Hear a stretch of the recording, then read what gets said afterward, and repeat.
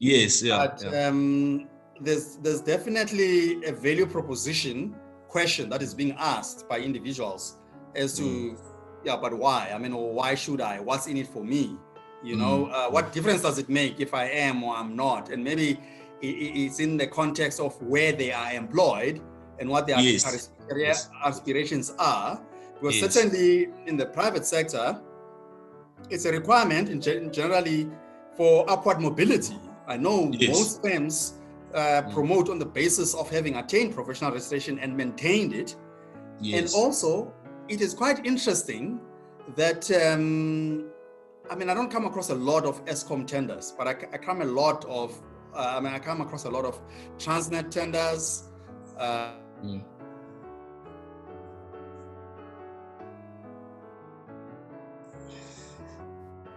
Frozen. Huh?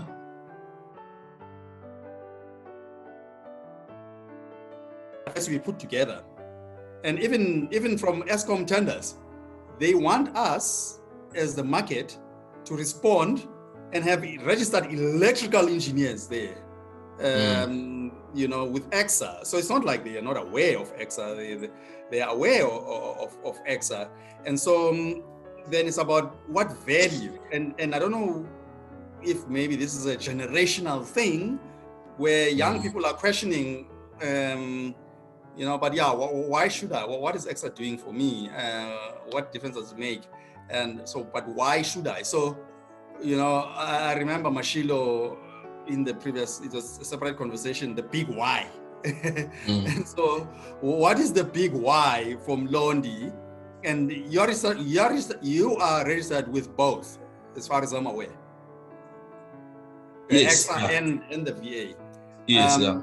And for you, then, Mlondi, and to hopefully young people like you that will be listening to this and not listening to old, gray. I'm starting to look like Tamia sporting gray hair on my mustache. What is your why then, Mlondi? Because somebody could have another why and be very persuasive in either not registering with either or registering with one of them. You are registered with both. And what is your why?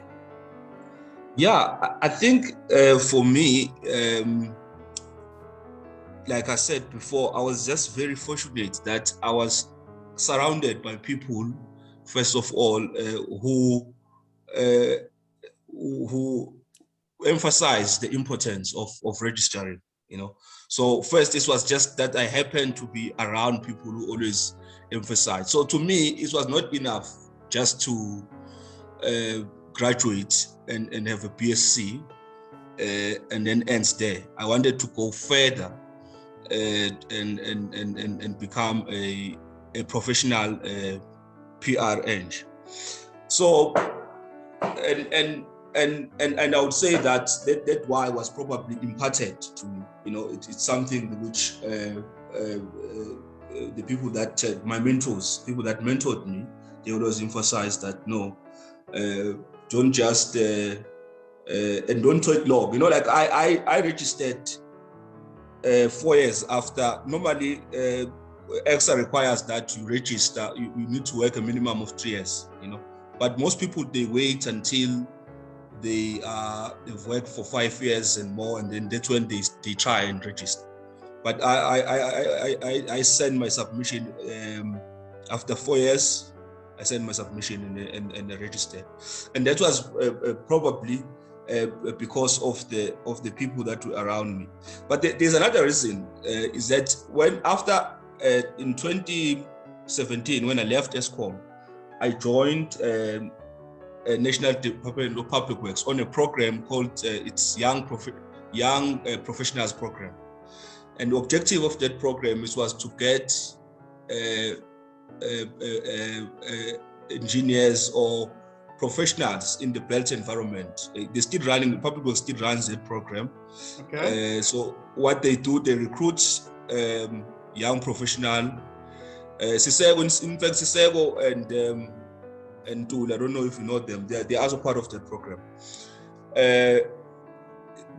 So the essence is that what they say is that they want to create professional registered for the country, not for themselves per se, but they just want to get people registered. So when I joined the program, it was a must that I must be registered, because they put you, in fact, they put a time frame to say that in 2 years' time you need to be registered. And you have a mentor, and the mentor, you meet regularly with the mentor, and he asks you, how far are you with registration?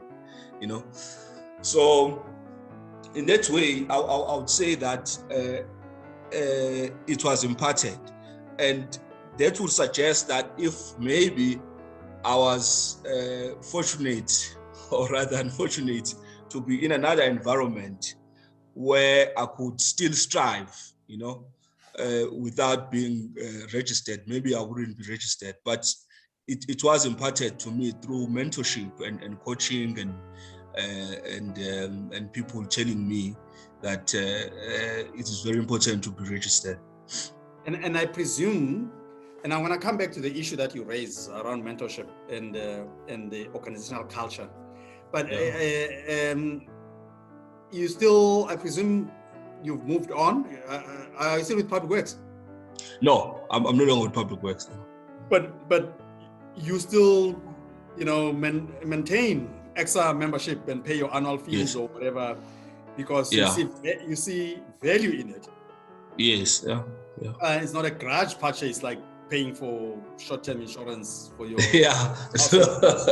No, not at all. Not at all. Yeah, not at all. So, but I think what you said there, and again, I think you excuse me, unless Tammy coached you, but you are a step ahead of my questions, because you mentioned mentorship.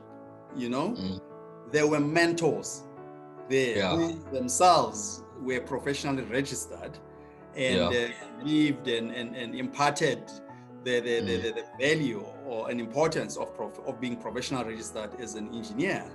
And you bought into that, it resonated with you, it aligned with you, your aspirations, and you saw value in it, and you're still continuing in that vein. But then there are certain organizational cultures where that's not the case.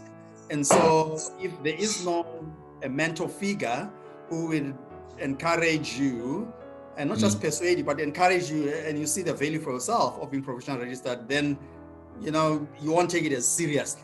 You know, it will be like another one of those things that I need to do because I'm expected to do it, but I don't see the value of maintaining professional membership.